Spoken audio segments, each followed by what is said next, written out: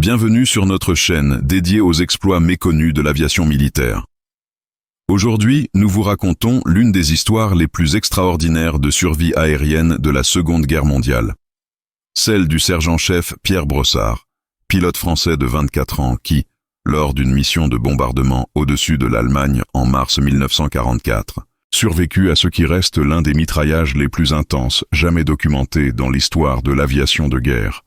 Son Potez 633, criblé de plus de 200 impacts de balles, les commandes partiellement détruites, un moteur en feu et des blessures multiples qui auraient dû lui être fatales, tous les éléments étaient réunis pour faire de cette mission le dernier vol de ce jeune pilote breton. Pourtant, contre toute attente et défiant toutes les lois de la physique aéronautique, Brossard parvint à ramener son appareil jusqu'en territoire allié, sauvant au passage ses deux équipiers et livrant des renseignements cruciaux pour l'effort de guerre. N'oubliez pas de vous abonner à notre chaîne pour découvrir d'autres récits époustouflants d'héroïsme aérien. Mettez un pouce bleu si cette introduction vous captive et laissez-nous un commentaire en nous indiquant de quel pays et de quelle ville vous regardez cette vidéo. Votre soutien nous motive à continuer de mettre en lumière ces héros oubliés de l'aviation française. Préparez-vous à découvrir comment la détermination, l'ingéniosité et un peu de chance extraordinaire peuvent triompher de l'impossible.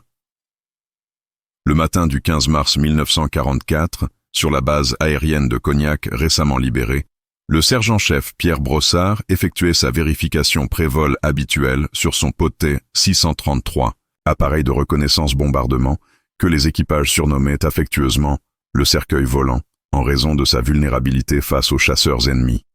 Ce bimoteur français, bien qu'obsolète comparé aux appareils modernes de la Luftwaffe, restait l'un des seuls avions disponibles pour les missions de renseignement profond au-dessus du territoire allemand.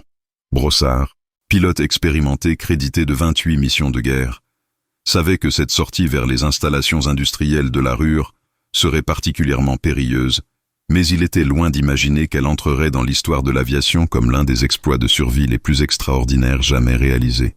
Le jeune breton de Quimper, fils d'un mécanicien maritime et lui-même passionné d'aviation depuis l'enfance, avait rejoint l'armée de l'air française en 1940, à l'âge de 20 ans. Échappé de justesse à la débâcle, il avait rallié la France libre en Angleterre, où ses qualités de pilotage et son sang-froid exceptionnel l'avaient rapidement fait remarquer. Promu sergent-chef après une série de missions couronnées de succès au-dessus de la France occupée, il était désormais l'un des pilotes les plus respectés de la 3e escadrille de reconnaissance, unité d'élite chargée des missions les plus dangereuses dans l'espace aérien hostile du Reich. Sa mission ce matin-là consistait à photographier les nouvelles installations de production d'armement des usines Krupp à Essen, renseignements cruciaux pour préparer les bombardements stratégiques alliés. Cette mission de reconnaissance profonde nécessitait de pénétrer à plus de 400 km en territoire ennemi, de voler à basse altitude pour éviter la détection radar, puis de remonter brutalement à 6000 mètres pour prendre les clichés, avant de regagner la base en évitant les patrouilles de chasse allemandes. Un programme qui, sur le papier, relevait déjà de l'exploit compte tenu des moyens techniques limités de l'époque. L'équipage de Brossard était composé du caporal-chef Marcel Durand, navigateur bombardier parisien de 26 ans et ancien instituteur, et du soldat Jacques Moreau, radiomitrailleur marseillais de 22 ans, qui assurait aussi la défense de l'appareil avec la mitrailleuse arrière. Ces trois hommes, soudés par de nombreuses missions communes, formaient une équipe parfaitement rodée qui compensait par l'expérience et la coordination ce qui manquait à leur appareil en performance technique. Leur camaraderie et leur confiance mutuelle allaient se révéler décisives dans l'épreuve qui les attendait. Le Potez 633, malgré ses limites évidentes face aux chasseurs modernes, présentait certains avantages pour ce type de mission. Excellente visibilité, maniabilité correcte à basse altitude, autonomie suffisante, et surtout robustesse de construction, qui lui permettait d'encaisser des dommages considérables. Ces qualités, héritées de la tradition aéronautique française des années 30, allaient être mises à rude épreuve lors de cette mission, qui transformerait un appareil déjà vulnérable en véritable passoire volante. Le décollage s'effectua à 6h45, par un temps couvert favorable à la discrétion. Brossard menant son appareil vers l'est en rasant les collines pour éviter la détection par les stations radar allemandes installées le long des côtes. La première partie du vol se déroula normalement, l'équipage français progressant prudemment vers l'Allemagne en évitant les zones de forte concentration de défense aérienne. Cette phase d'approche, bien que tendue, ne présentait pas de difficultés particulières pour des aviateurs aussi expérimentés.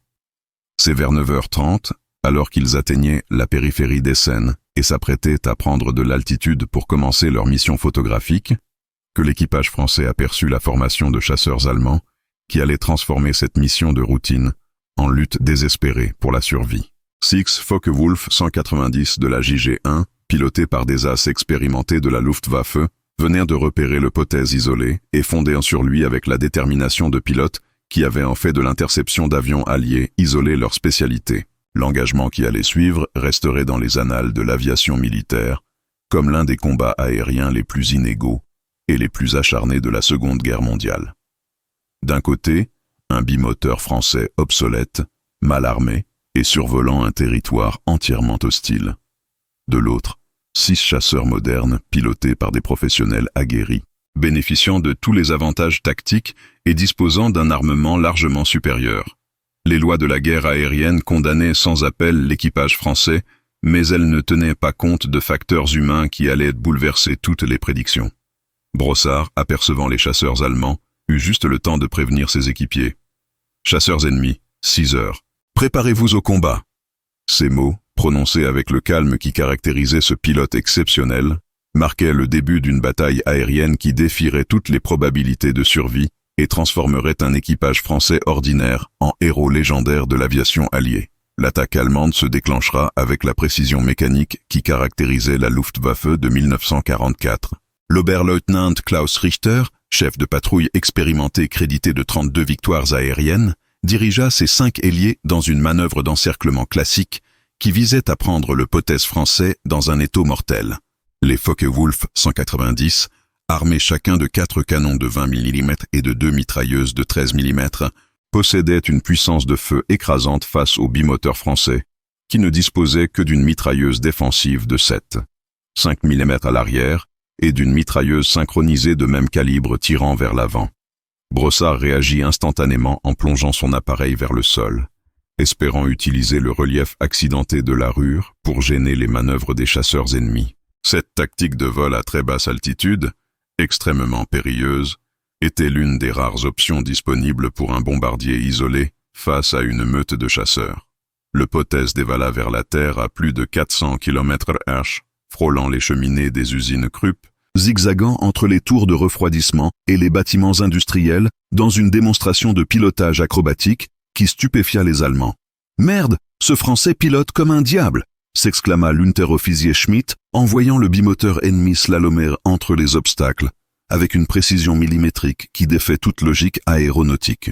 Cette première surprise tactique permit à Brossard de gagner quelques minutes précieuses, mais les chasseurs allemands ne tardèrent pas à s'adapter, se déployant en formation d'attaque qui couvrait toutes les échappatoires possibles. La première rafale de canon frappa le Potez français vers 9h35, les obus explosifs de 20 mm perforant l'aile droite et endommageant sérieusement le moteur tribord, qui se mit immédiatement à perdre de l'huile. Durand, le navigateur bombardier, fut touché à l'épaule par un éclat mais resta à son poste, continuant à guider Brossard dans cette course folle au ras des installations industrielles. « Moteur droit touché », signala-t-il dans l'intercom. « Mais il tourne encore !» Moreau, le radiomitrailleur, ouvrit le feu avec sa mitrailleuse arrière sur les chasseurs qui se rapprochaient. Ses balles de 5 mm rebondissant inefficacement sur le blindage des Focke-Wulf. Cependant, ce tir défensif, bien qu'insuffisant pour causer des dégâts sérieux, obligeait les pilotes allemands à manœuvrer et perturbait leurs tirs, créant des opportunités d'échappement que Brossard exploitait magistralement. La deuxième attaque allemande fut plus coordonnée et plus meurtrière. Richter et son ailier attaquèrent simultanément par bâbord, tandis que 2 autres chasseurs prenaient l'appareil français en enfilade par tribord. Cette manœuvre en tenaille transforma le Potez en cible quasi immobile, exposé au feu croisé de 4 chasseurs tirant simultanément. Les obus explosifs criblèrent la cellule de l'appareil français, perforant le fuselage en dizaines d'endroits et endommageant les gouvernes de profondeur. « Je perds les commandes !» cria Brossard en luttant avec un manche qui ne répondait plus correctement. L'appareil, désaxé par les impacts, piquait dangereusement vers le sol, obligeant le pilote à compenser en permanence avec le gouvernail de direction et les ailerons partiellement fonctionnels. Cette bataille constante avec des commandes détériorées ajoutait un stress physique énorme à une situation déjà critique. C'est à ce moment que Durand eut l'idée qui allait changer le cours du combat. Voyant que les chasseurs allemands hésitaient à tirer quand le Potez passait au-dessus des installations industrielles stratégiques, il guida Brossard vers le cœur du complexe Krupp. « Pierre, vole au-dessus des hauts fourneaux, ils n'oseront pas tirer sur leurs propres usines. » Cette tactique désespérée mais brillante transformait les installations ennemies en boucliers protecteurs pour l'appareil français. La manœuvre fonctionna partiellement. Les pilotes allemands, effectivement soucieux de ne pas endommager les installations vitales pour l'effort de guerre du Reich, espacèrent leurs attaques et modifièrent leurs angles de tir. Cependant, cette protection relative ne dura que quelques minutes, car Richter, pilote expérimenté, comprit rapidement la stratégie française et modifia sa tactique en conséquence. « Clevere Franzose !» Français malin, gronda l'as allemand dans son radio, en ordonnant à ses ailiers de prendre de l'altitude pour attaquer le Potez par le dessus quand il sortirait de la protection des installations industrielles. Cette nouvelle tactique allemande allait déclencher la phase la plus dramatique du combat, quand les 6 chasseurs ennemis concentreraient leur feu sur l'appareil français dans un déluge de projectiles qui aurait dû le pulvériser instantanément. Vers 9h42, alors que Brossard tentait de sortir de la zone industrielle pour regagner la campagne où il espérait distancer ses poursuivants, l'attaque allemande coordonnée se déclencha avec une violence inouïe. Les 6 Focke-Wulf attaquèrent simultanément, convergeant vers le Potez français dans une manœuvre d'anéantissement qui transforma l'appareil isolé en point de convergence d'un déluge de feu d'une intensité jamais vue dans un combat aérien individuel. L'attaque coordonnée des 6 Focke-Wulf transforma littéralement le Potez français en passoire volante. Pendant près de 15 secondes qui semblèrent une éternité aux 3 Français, les canons et mitrailleuses allemands concentrèrent leurs tirs sur l'appareil avec une précision dévastatrice. Les obus explosifs de 20 mm perforèrent la carlingue en dizaines d'endroits, arrachant des morceaux entiers de revêtements métalliques, tandis que les balles de 13 mm criblaient les surfaces de contrôle et sectionnaient les câbles de commande. Le bruit était assourdissant, mélange de sifflements de projectiles, d'explosions d'obus et de déchirements métalliques qui créaient une cacophonie infernale. Brossard, malgré les éclats qui pleuvaient autour de lui dans le cockpit, maintint son cap avec une détermination surhumaine. Une balle de mitrailleuse lui traversa le bras gauche. Une autre lui effleura la tempe, laissant un sillon sanglant qui obscurcissait partiellement sa vision. « Je suis touché, mais je tiens bon !» cria-t-il dans l'intercom pour rassurer ses équipiers. Cette blessure superficielle mais spectaculaire témoignait de la précision meurtrière du tir allemand et du miracle qui permettait encore à l'équipage français de survivre. Dans le poste de navigateur, Durand était aux prises avec un cauchemar technique. Les instruments de bord explosaient les uns après les autres sous l'impact des projectiles. La boussole était détruite, l'altimètre hors service, et même la carte qu'il consultait fut perforée par une balle qui manqua sa tête de quelques centimètres.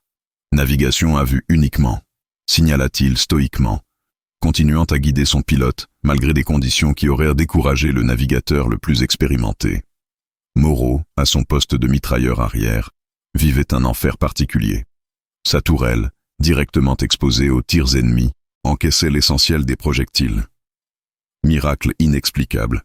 Il ne fut pas touché directement, mais sa mitrailleuse fut détruite par un obus explosif qui transforma l'arme en ferraille inutilisable.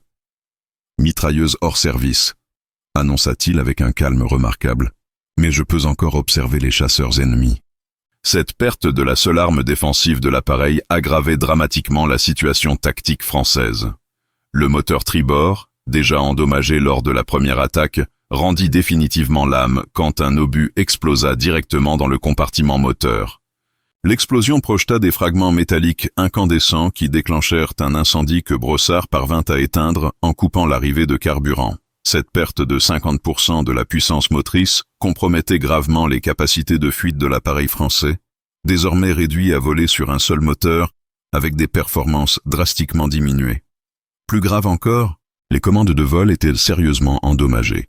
Les câbles de commande des gouvernes de profondeur, sectionnés par les balles, obligèrent Brossard à compenser en permanence avec les gouvernes de direction et les ailerons pour maintenir l'appareil en vol. Cette situation précaire nécessitait une attention constante et une force physique considérable pour maintenir l'avion en l'air. Chaque manœuvre devenait un défi technique qui épuisait rapidement les forces du pilote. « Ils reviennent !»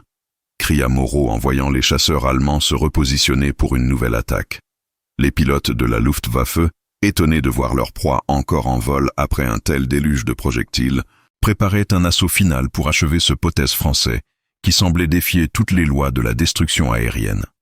L'Oberleutnant Richter, impressionné malgré lui par la résistance de l'équipage ennemi, ordonna une attaque frontale qui devait définitivement éliminer cet adversaire coriace. C'est à ce moment critique que Brossard eut l'inspiration géniale qui allait sauver son équipage. Voyant approcher les chasseurs pour l'attaque finale, il coupa brutalement les gaz de son moteur unique et fit piquer son appareil vers le sol en simulant une chute incontrôlée. Cette manœuvre, d'une audace inouïe avec un avion déjà gravement endommagé, visait à convaincre les Allemands que leur cible était définitivement abattue. La ruse fonctionna au-delà de toute espérance.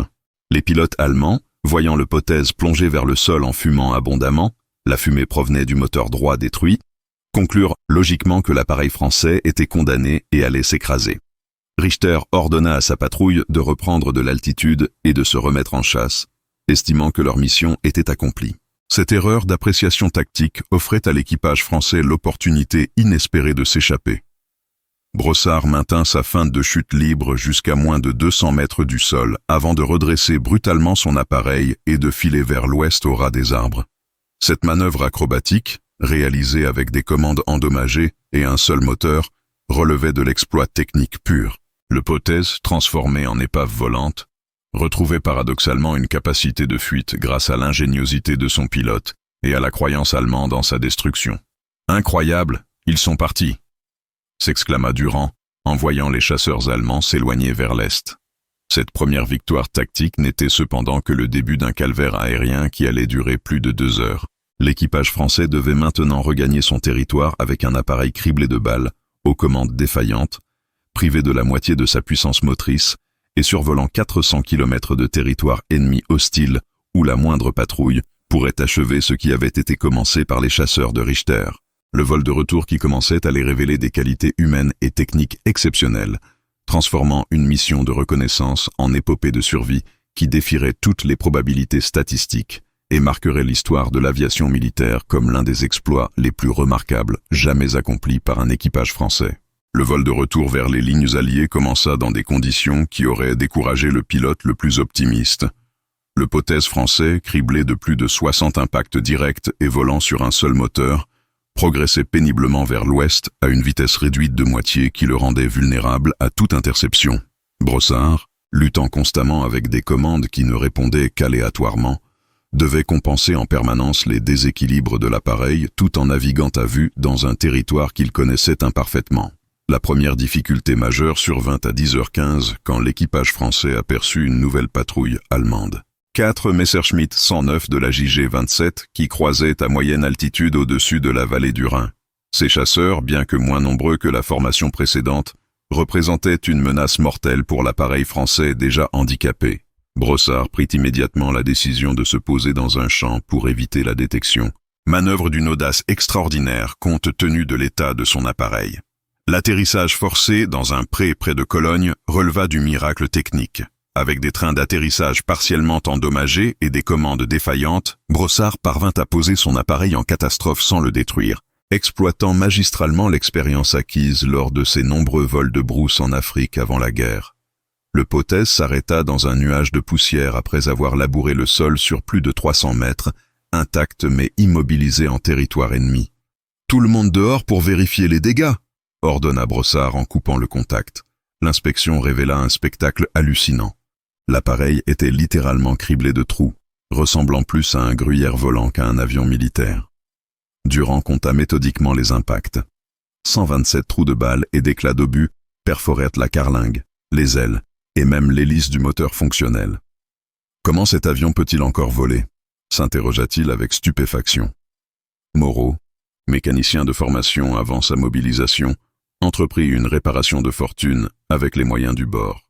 Utilisant du fil de fer récupéré dans une ferme abandonnée et des morceaux de tôle arrachés à un hangar voisin, il parvint à consolider les parties les plus endommagées de l'appareil.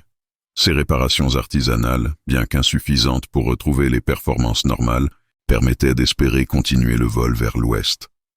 Pendant ce temps, Brossard étudiait sa situation tactique avec le réalisme d'un professionnel aguerri. Il restait plus de 300 km jusqu'aux lignes alliées. Son carburant suffisait tout juste pour cette distance avec un seul moteur, et la densité des patrouilles allemandes rendait la détection quasi certaine en cas de vol prolongé. La solution conventionnelle était de tenter de regagner les lignes à pied, mais l'état de ses blessures et la nécessité de ramener les photos prises avant l'attaque rendaient cette option peu réaliste. C'est alors que le pilote breton eut une seconde inspiration géniale qui allait déterminer la suite de leur aventure.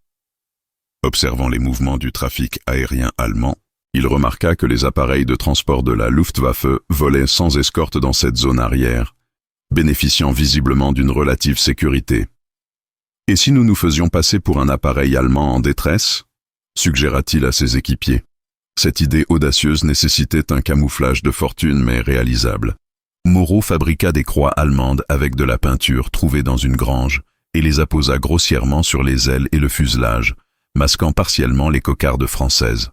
Cette transformation superficielle ne résisterait pas à un examen approfondi, mais pouvait tromper des observateurs distants ou des pilotes peu attentifs. Le redécollage à 13h30 constitua un nouveau défi technique. Le terrain improvisé était court et inégal, l'appareil surchargé par les réparations de fortune, et le moteur unique peinait à fournir la puissance nécessaire. Brossard utilisa toute son expérience de pilote de brousse, lançant son appareil vers un obstacle d'arbre qu'il franchit avec quelques mètres de marge seulement. Cette réussite technique ouvrait la dernière phase de leur odyssée aérienne. Volant désormais déguisé en appareil allemand, l'équipage français progressa vers l'ouest avec une audace qui frisait l'inconscience. À plusieurs reprises, ils croisèrent des patrouilles de chasse allemandes qui les ignorèrent, trompés par le camouflage improvisé et par l'apparence d'un transport en difficulté plutôt que d'un bombardier ennemi. Cette mystification, maintenue pendant plus d'une heure, leur permit de franchir une zone particulièrement dangereuse. Cependant, vers 14h45, leur stratagème faillit être découvert quand un pilote allemand particulièrement observateur remarqua des incohérences dans leur appareil. Hauptmann Weber, as expérimenté de la JG-53, s'approcha pour identifier cet avion qu'il ne reconnaissait pas et découvrit avec stupéfaction qu'il s'agissait d'un appareil français camouflé. « Achtung, französische Flugzeug !» signala-t-il immédiatement à sa patrouille. Cette découverte déclencha une nouvelle chasse qui allait mettre à rude épreuve les nerfs et les compétences de l'équipage français. Brossard, voyant les chasseurs allemands se rapprocher, abandonna toute prudence et poussa son moteur unique au maximum, sachant que les lignes alliées n'étaient plus qu'à quelques dizaines de kilomètres. Cette course finale contre la mort allait déterminer si leur extraordinaire aventure se terminerait par un succès héroïque ou par une tragédie de plus dans les cieux européens. La course finale vers les lignes alliées transforma les derniers kilomètres en un cauchemar de vitesse et de précision où chaque seconde comptait. Hauptmann Weber et ses trois ailiers, pilotes expérimentés de la JG-53, se lancèrent à la poursuite de l'appareil français avec la détermination de professionnels qui ne pouvaient laisser échapper une proie si proche de leur base. Le potesse de Brossard, handicapé par son moteur unique et ses multiples avaries, ne pouvait espérer distancer des chasseurs modernes en ligne droite, obligeant le pilote français à puiser dans toutes ses ressources tactiques pour survivre aux 20 dernières minutes de vol. Brossard adopta immédiatement une tactique de vol en rase-motte qui exploitait chaque accident de terrain pour gêner les attaques ennemies.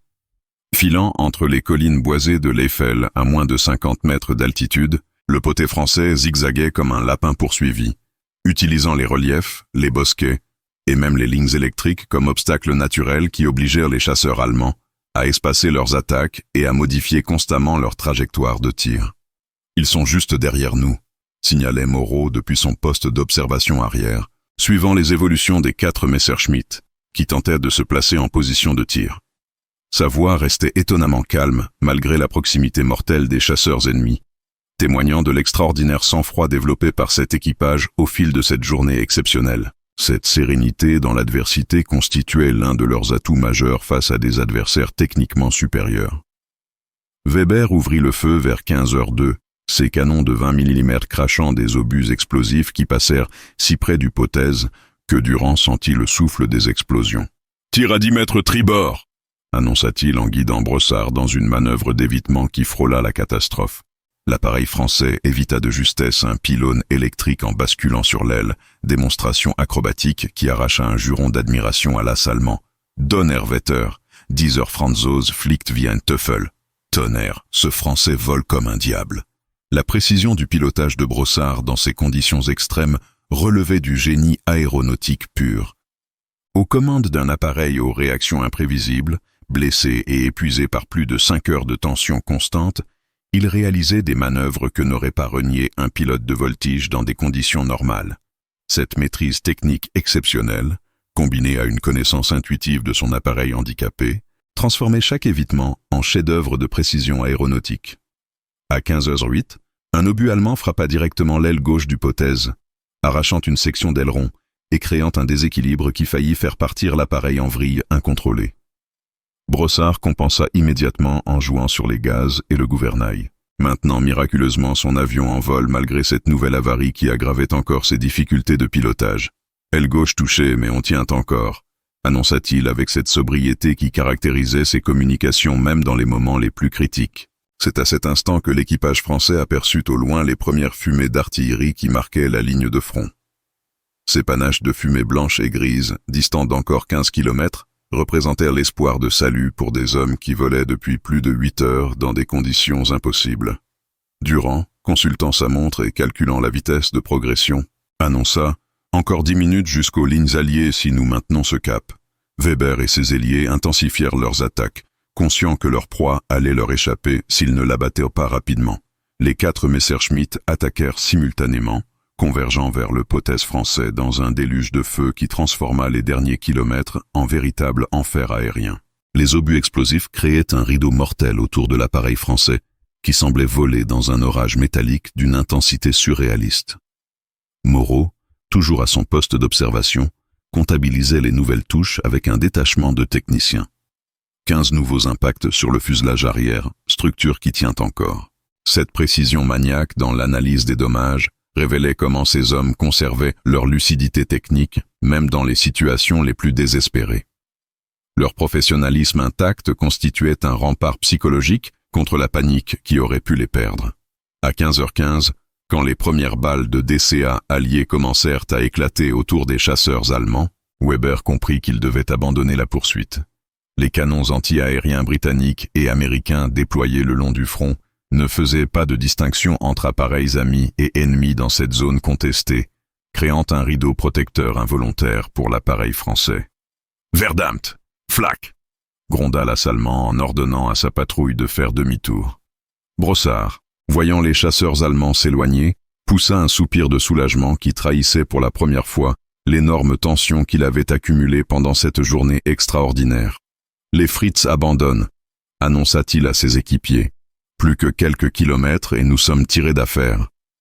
Cette perspective de salut, après tant d'heures d'incertitude mortelle, galvanisait les dernières forces de l'équipage français pour franchir les ultimes obstacles qui les séparèrent de la sécurité.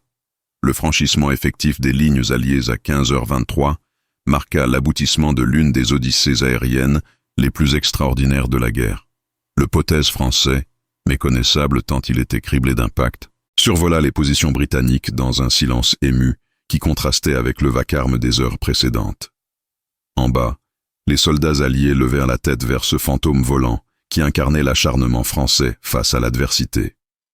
L'atterrissage final sur la base de Saint-Omer libéré constitua l'apothéose dramatique de cette journée hors du commun.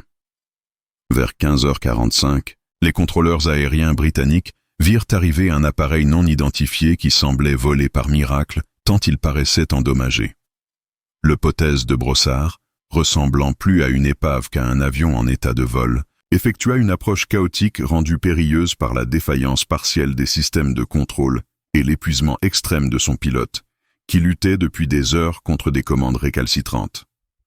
Tour de contrôle, ici Potez, 633 Français en détresse, annonça Brossard dans son radio de bord miraculeusement intact. Demandons atterrissage d'urgence, appareil criblé de balles, un moteur hors service, pilote et navigateur blessé. Cette communication, prononcée avec le flegme qui avait caractérisé tout le vol, ne laissait pas deviner l'ampleur véritable des dégâts et l'état physique des 3 hommes qui avaient vécu une journée de combat d'une intensité exceptionnelle. L'atterrissage lui-même releva une nouvelle fois de l'exploit technique. Avec un train d'atterrissage partiellement bloqué, des freins défaillants et des gouvernes qui ne répondaient qu'aléatoirement, Brossard posa son appareil sur la piste en béton, avec une maîtrise qui stupéfia les observateurs au sol. Le Potez roula sur près de 800 mètres, déviant légèrement de l'axe de piste mais parvenant à s'immobiliser sans dommages supplémentaires majeurs. Quand l'appareil s'arrêta enfin, moteur coupé, un silence impressionnant s'abattit sur la base. Les mécaniciens et pilotes britanniques qui s'approchaient découvraient progressivement l'ampleur inouïe des dégâts subis par le Potez français. Le groupe Captain Morrison, commandant de la base, fut le premier à examiner l'appareil et resta bouche bée devant le spectacle qui s'offrait à lui. « My God, how could this plane still fly? Mon Dieu, comment cet avion a-t-il pu encore voler ?» L'inspection détaillée révéla un bilan qui défait toute logique aéronautique. Les mécaniciens britanniques comptèrent méthodiquement 247 impacts de projectiles divers, balles de mitrailleuses, éclats d'obus explosifs, fragments de blindage. Cette grêle métallique avait perforé la carlingue en milliers d'endroits, sectionné de nombreux câbles de commande, détruit la majorité des instruments de bord et criblé les réservoirs de carburant qui ne tenaient plus que par miracle. « Regardez ça !» s'exclama le Flight Sergeant Williams en montrant l'aile droite où un obus de 20 mitres avait explosé sans détruire complètement la structure portante. Quelques centimètres plus bas, et l'aile se détachait en vol. Cette chance extraordinaire, répétée des dizaines de fois sur toute la cellule, expliquait seule la survie de l'équipage français.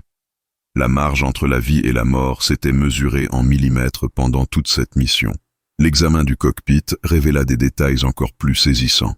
Le siège de Brossard était littéralement brodé d'impacts de balles qui avaient épargné le pilote par des marges dérisoires. Son casque, posé sur le tableau de bord, portait la trace d'une balle qui l'avait effleuré sans le blesser gravement. « Ce pilote a eu la chance du diable », commentait Morrison avec admiration. Mais il a fallu aussi un talent exceptionnel pour ramener cette épave jusqu'ici. Quand les 3 Français descendirent enfin de leur appareil, ils furent accueillis par une ovation spontanée de tout le personnel de la base. Brossard, titubant de fatigue, le visage noirci par la cordite et strié de sang séché, incarnait parfaitement l'image du héros épuisé mais triomphant. Durand, soutenu par Moreau à cause de sa blessure à l'épaule, portait encore précieusement les films photographiques qui justifiaient tous les risques pris. « Messieurs, » déclara solennellement Morrison en serrant la main des 3 aviateurs français, « vous venez d'accomplir l'un des exploits les plus extraordinaires de cette guerre. Votre courage et votre compétence font honneur à l'aviation alliée. » Ces mots, prononcés par un officier britannique réputé pour sa sobriété, résonnaient comme une consécration officielle de cette journée exceptionnelle.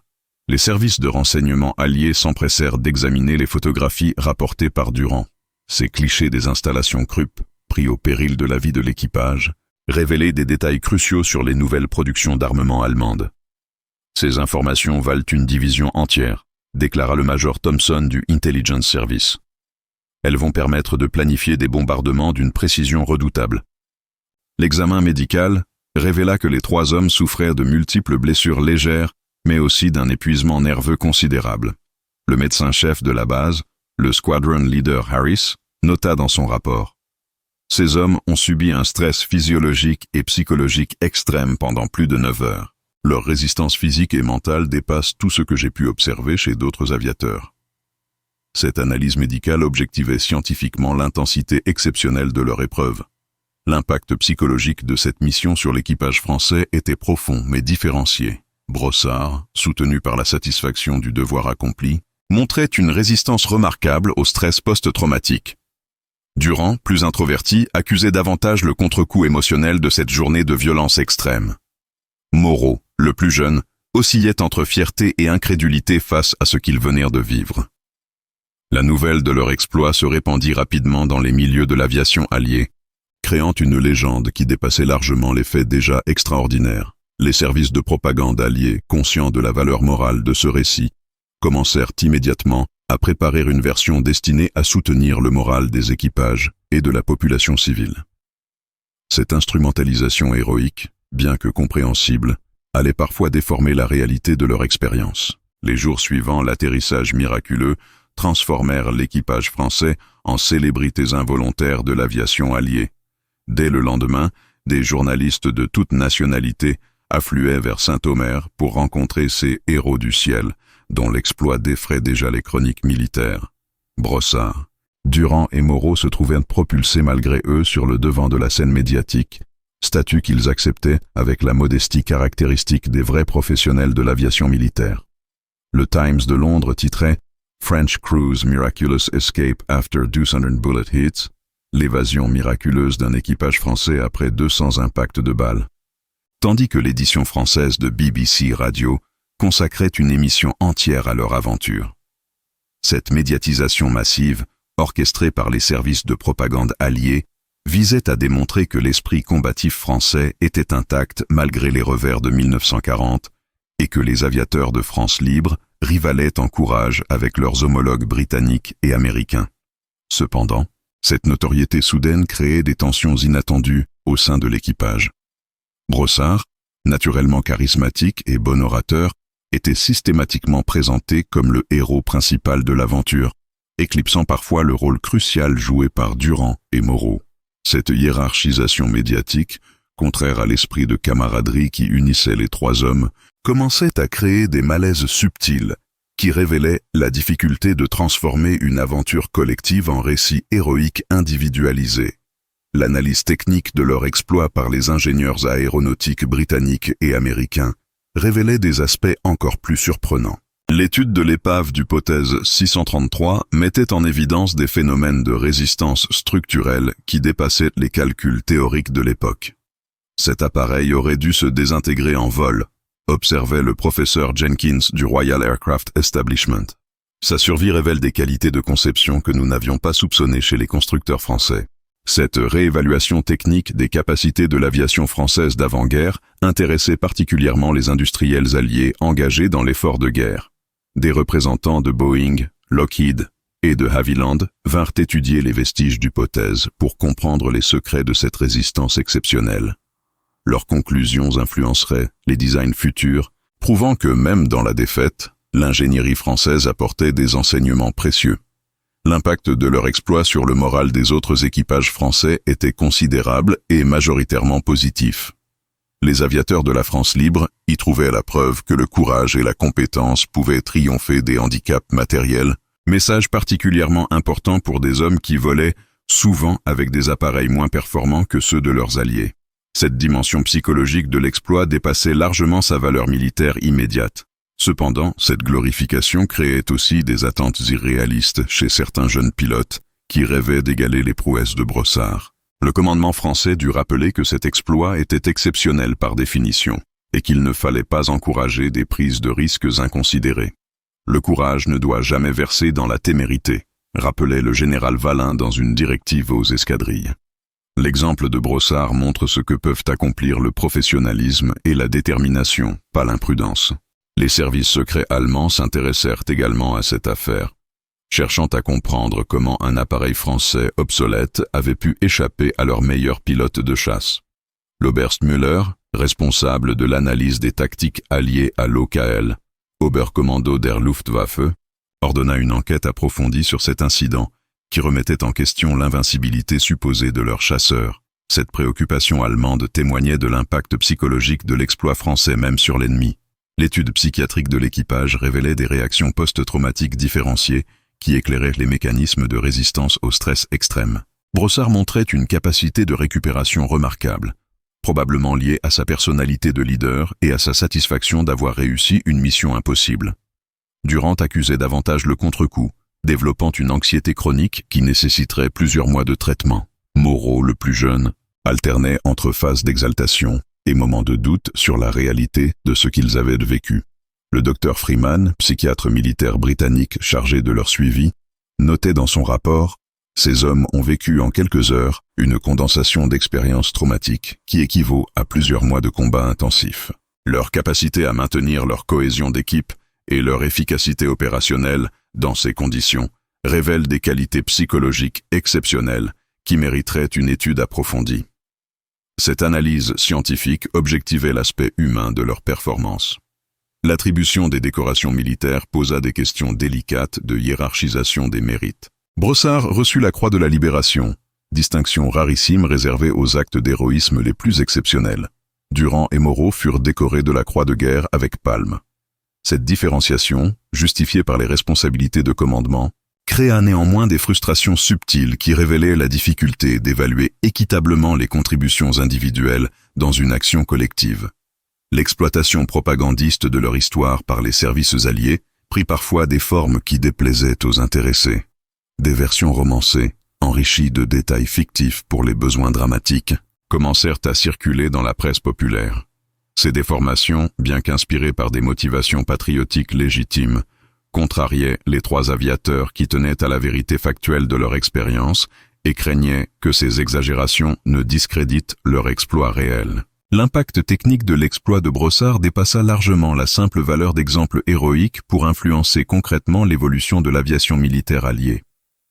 L'analyse détaillée de la résistance exceptionnelle du Potez 633 aux dommages de combat révéla des principes de conception qui furent immédiatement intégrés dans les programmes de développement d'appareils futurs. Les ingénieurs découvrirent que la structure traditionnelle française, apparemment désuète, offrait une redondance structurelle supérieure au design plus moderne mais plus fragile de certains appareils contemporains.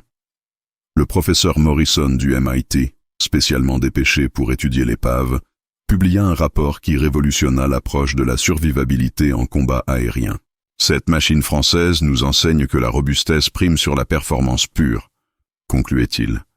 Un appareil qui survit aux dommages de combat conserve ses capacités opérationnelles, tandis qu'un chasseur ultramoderne mais fragile devient inutile dès les premiers impacts. Cette philosophie influencerait directement les spécifications des futurs appareils américains. L'industrie aéronautique britannique tira également des leçons cruciales de cette aventure.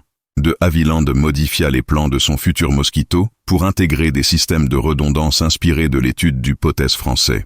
Hawker révisa la conception structurelle de ses futurs chasseurs pour améliorer leur résistance aux dommages.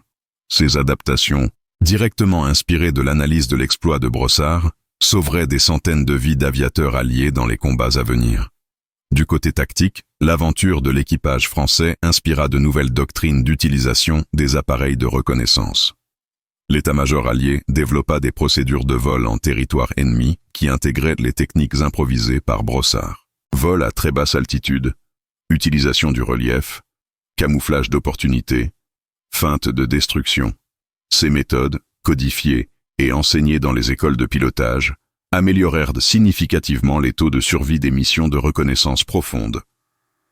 L'étude psychologique de l'équipage apportait également des enseignements précieux pour l'entraînement des aviateurs.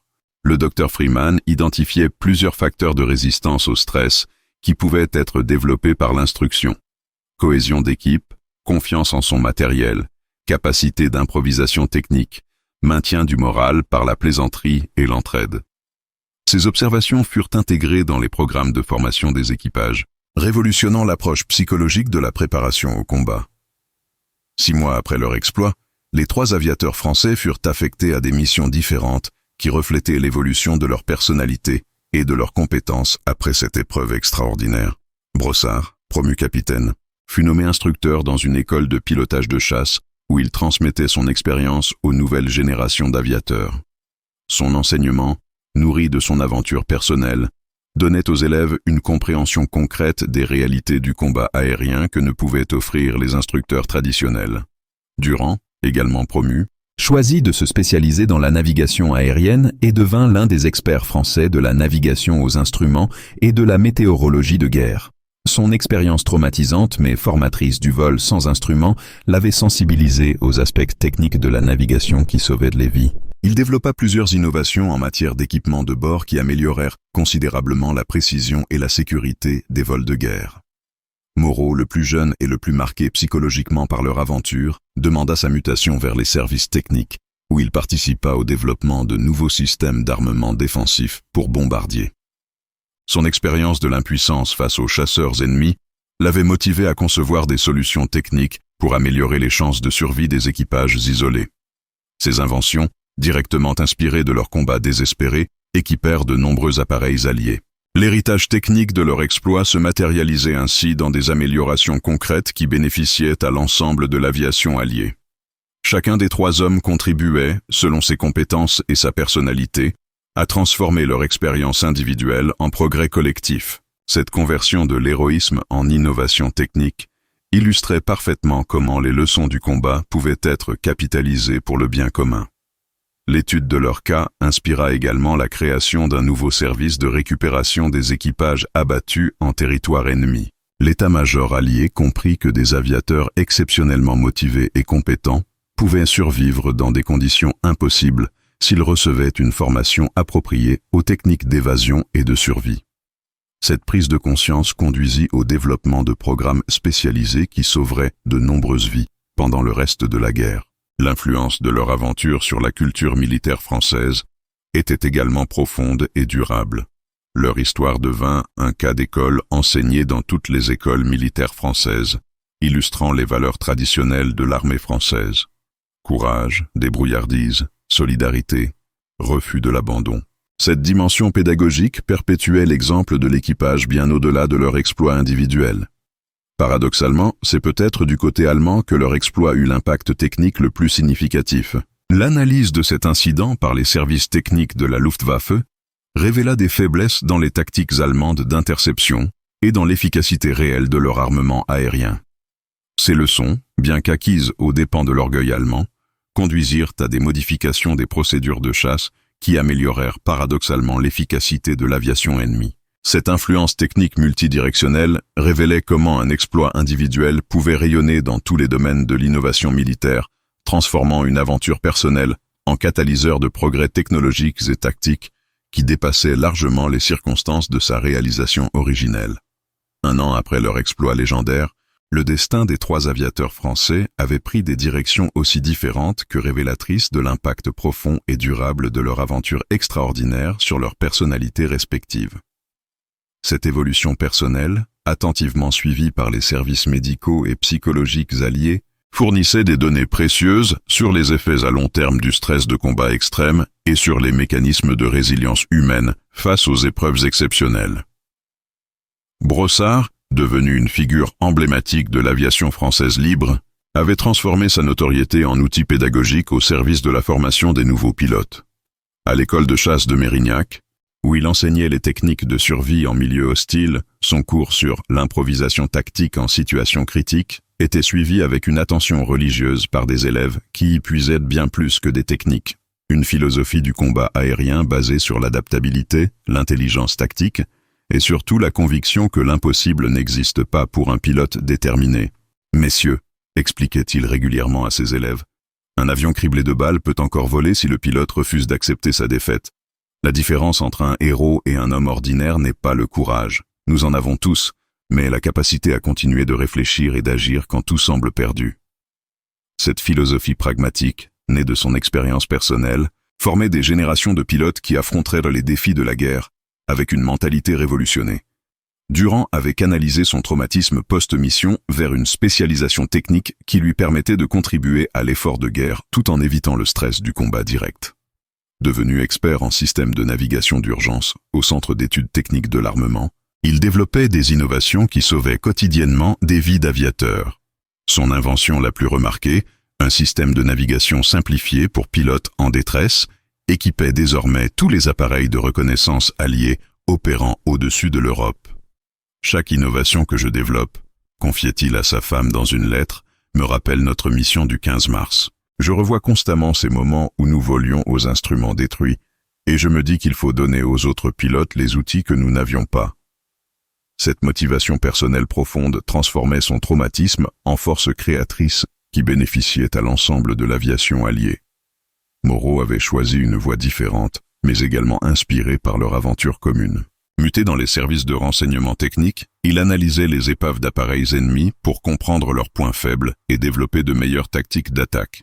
Son expérience directe du combat aérien lui donnait une compréhension intuitive des vulnérabilités que ne possédaient pas les analystes traditionnels, formés uniquement par l'étude théorique. L'impact psychologique de leur exploit sur leur famille révélait une dimension souvent négligée de l'héroïsme militaire. L'épouse de Brossard, Marie-Claire, témoignait des difficultés d'être marié à un héros national. Pierre n'est plus le même depuis cette mission. Il porte le poids de sa célébrité comme un fardeau. Les gens attendent toujours de lui des exploits extraordinaires. Mais moi, je veux juste retrouver l'homme que j'ai épousé. Cette tension entre image publique et réalité privée illustrait le coût personnel de la gloire militaire. Les parents de Durand, paysans bretons, avaient du mal à comprendre la transformation de leur fils. Marcel nous écrit moins, se plaignait sa mère, et quand il vient en permission, il reste des heures silencieux à regarder le ciel. Cette guerre lui apprit quelque chose qu'il ne retrouvera jamais. Cette observation maternelle révélait avec justesse les séquelles invisibles mais profondes de leur épreuve commune. La famille de Moreau, plus urbaine et politisée, avait mieux intégré l'évolution de leur fils. Son père, ouvrier au chantier naval de Marseille, était fier de voir Jacques contribuer à l'effort de guerre par son intelligence, plutôt que par sa bravoure physique. Il a eu assez de courage pour toute une vie, déclarait-il avec sagesse. Maintenant, il peut servir autrement. Cette acceptation familiale facilitait la reconstruction psychologique du jeune homme. L'analyse médicale de leur évolution post-traumatique apportait des enseignements précieux pour la compréhension des mécanismes de résilience humaine. Le docteur Freeman, qui les suivait depuis leur retour, observait des patterns de récupération différenciés qui révélaient l'individualité des réponses au stress extrême. Chacun de ces hommes a trouvé sa propre voie de reconstruction, notait-il dans son rapport annuel. Leur exemple prouve qu'il n'existe pas de modèle unique de récupération après un traumatisme de guerre. Brossard avait développé une stratégie de sublimation héroïque qui transformait son expérience traumatisante en mission pédagogique. Cette approche lui permettait de donner du sens à son épreuve tout en conservant une identité positive. Durand avait choisi la réparation technique, canalisant son besoin de contrôle vers l'innovation qui prévenait la répétition de leur situation critique. Moreau optait pour la compréhension analytique, utilisant son intelligence pour décoder les mécanismes de guerre et réduire l'anxiété par la connaissance. L'héritage collectif de leur aventure s'enrichissait constamment de nouvelles applications pratiques. L'Institut de médecine aéronautique étudiait leur cas pour améliorer la sélection et la formation des équipages. L'École supérieure de guerre analysait leur improvisation tactique pour enrichir la doctrine militaire. Les constructeurs aéronautiques s'inspiraient de la résistance de leur appareil pour concevoir des machines plus survivables. Cette transformation progressive de leur exploit personnel en patrimoine collectif de connaissances illustrait parfaitement comment l'héroïsme individuel pouvait transcender ses circonstances originelles pour devenir source de progrès durable. Leur aventure du 15 mars 1944, initialement combat désespéré pour la survie, s'était muée en laboratoire d'innovation humaine et technique dont les leçons continueraient de sauver des vies longtemps après la fin de la guerre. 75 ans après leur exploit légendaire, l'héritage de l'équipage du Potez 633 continue de résonner dans l'aviation militaire moderne et dans la mémoire collective française avec une force qui dépasse largement les circonstances originelles de leur aventure. Cette pérennité révèle comment certains actes d'héroïsme transcendent leur époque, pour devenir des références permanentes de courage, d'ingéniosité et de détermination face à l'adversité. L'analyse contemporaine de leur exploit, enrichie par les témoignages recueillis avant la disparition des derniers témoins, offre une perspective nouvelle sur les mécanismes qui transforment un fait d'armes exceptionnel en légende durable. L'École de l'air de Salon de Provence, héritière des traditions de l'aviation française, a fait de l'étude de cette mission un cas d'école obligatoire pour tous ses élèves officiers. La salle Brossard-Durand-Moreau abrite les vestiges de leur Potez 633, restaurés avec un souci du détail qui préserve chaque impact de balle comme autant de témoignages de leur épreuve. Cette muséographie respectueuse transforme l'épave en reliquaire laïque où les futurs pilotes viennent méditer sur les vertus militaires traditionnelles. Courage, abnégation, esprit d'équipe, refus de l'abandon. Les technologies modernes ont permis de reconstituer leur vol avec une précision inédite qui révèle des aspects méconnus de leur performance. La simulation informatique de leur trajectoire, intégrant les données balistiques contemporaines et les performances réelles de leur appareil endommagé, confirme le caractère quasi miraculeux de leur survie. Statistiquement, conclut le professeur Martin de l'ONERA, ils auraient dû être abattus dans les 3 premières minutes de combat. Leur survie relève d'une combinaison de facteurs si improbables qu'elle défie les calculs de probabilité. Cette analyse scientifique moderne, loin de démystifier leur exploit, en révèle au contraire la dimension véritablement exceptionnelle. Les ingénieurs contemporains, habitués aux performances des appareils modernes, expriment une admiration renouvelée pour des aviateurs qui accomplirent l'impossible avec des moyens dérisoires. Cette reconnaissance technique actualise leur légende en la validant par les critères les plus exigeants de la science aéronautique contemporaine. L'influence de leur histoire sur la formation des pilotes militaires français contemporains reste profonde et constante. À l'école de chasse de Tours, le stage survie Brossard enseigne aux jeunes pilotes les techniques d'évasion et de résistance dans des conditions extrêmes. Cette formation, directement inspirée de leur aventure, combine enseignement technique et préparation psychologique pour former des aviateurs capables d'affronter l'impossible avec les ressources mentales nécessaires. L'exemple de ces 3 hommes, explique le colonel Dubois, actuel commandant de l'école de chasse, nous enseigne que la technologie la plus sophistiquée ne remplace jamais la détermination humaine. Nos élèves pilotent des Rafales infiniment plus performants que le Potez de 1944, mais ils peuvent apprendre de Brossard comment un pilote déterminé peut accomplir l'impossible. Cette philosophie pédagogique perpétue l'héritage de l'équipage dans la formation des élites militaires françaises. L'impact international de leur histoire dépasse largement les frontières françaises. L'US Air Force Academy enseigne leur cas dans ses cours de leadership sous stress. La RAF l'utilise pour illustrer l'importance de la cohésion d'équipe. Et même l'aviation militaire allemande moderne étudie leurs tactiques d'évasion dans ses programmes de formation. Cette universalisation de leur exemple prouve que certaines leçons du courage humain transcendent les nationalités et les époques. Les recherches historiques contemporaines, bénéficiant de l'ouverture des archives allemandes, ont permis de compléter leur histoire par le point de vue de leurs adversaires. Les témoignages des pilotes allemands survivants, recueillis dans les années 1990, révèlent l'admiration rétrospective de leurs ennemis d'un jour. Ce Français volait comme un diable, témoignait l'ancien Oberleutnant Richter avant sa mort en 2001. Nous n'avions jamais vu un pilote transformer un appareil détruit en machine de guerre par sa seule volonté. Cette reconnaissance mutuelle entre anciens adversaires ajoute une dimension de réconciliation à leur légende, transformant un exploit de guerre en symbole de la grandeur humaine qui peut émerger même des circonstances les plus tragiques. L'amitié posthume entre Brossard et Richter, née de leur correspondance dans les années 1980, illustre comment l'héroïsme véritable transcende les haines nationales pour révéler l'universalité de certaines valeurs humaines. L'évolution technologique de l'aviation militaire moderne pose des questions nouvelles sur la pertinence contemporaine de leur exemple. À l'ère des drones, des missiles guidés et des combats aériens automatisés, l'héroïsme individuel semble parfois dépassé. Cependant, les conflits récents prouvent que les situations extrêmes nécessitant improvisation, courage et détermination personnelle n'ont pas disparu avec le progrès technique. Les pilotes français engagés au Mali, en Afghanistan ou dans les opérations antiterroristes témoignent de l'actualité permanente des leçons de l'équipage de 1944.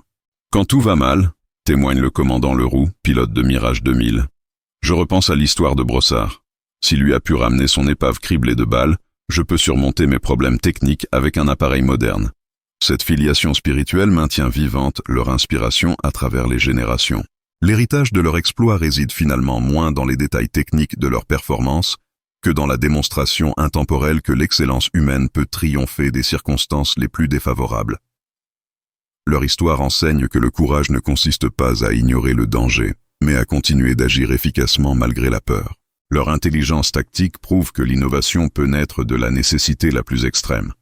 Leur solidarité d'équipe révèle que la fraternité militaire constitue souvent la différence entre l'héroïsme et la tragédie. En définitive, 75 ans après leur mission impossible, Brossard, Durand et Moreau continuent d'incarner l'idéal du service militaire français. Servir sa patrie avec compétence, courage et honneur, quelles que soient les circonstances. Leur histoire, transmise de génération en génération d'aviateurs, perpétue les valeurs qui font la grandeur des armes françaises et inspire encore aujourd'hui ceux qui ont choisi de servir la France dans les cieux.